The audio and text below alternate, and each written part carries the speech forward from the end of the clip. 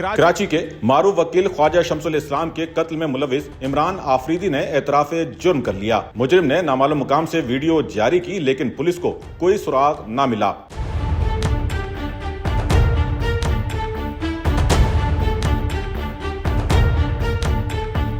نامعلوم مقام سے جاری کردہ ایک ویڈیو بیان کے ذریعے عمران آفریدی نے اپنے جرم کا اعتراف کیا، جس میں اس کا کہنا تھا کہ اس کے اس جرم سے اس کے اہل خانہ اور کسی عزیز کا کوئی تعلق نہیں۔ میری شمس الاسلام سے دشمنی تھی اور میں نے ہی اسے قتل کیا۔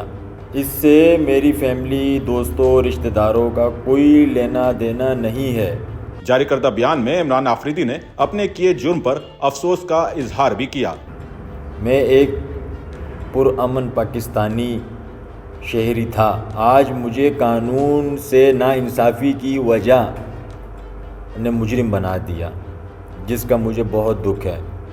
ادھر پولیس نے خواجہ شمس الاسلام ایڈوکیٹ کے قتل اور بیٹے کو زخمی کیے جانے کا مقدمہ تھانہ درخشاں میں درج کر لیا ہے۔ ساتھ ہی ڈی آئی جی ساؤتھ نے حملہ آور عمران آفریدی کی گرفتاری کے لیے خصوصی ٹیم تشکیل دے دی، جس نے کارروائیوں کا سلسلہ شروع کر دیا ہے۔ کیمرامین امین کے ساتھ Nauman Rafiq, SNN Karachi. Sachal news network کی ویڈیوز میں خوش آمدید۔ ناظرین، ویڈیو سے متعلق اپنی قیمتی رائے کا اظہار کمنٹ باکس میں ضرور کریں اور چینل کو سبسکرائب کریں۔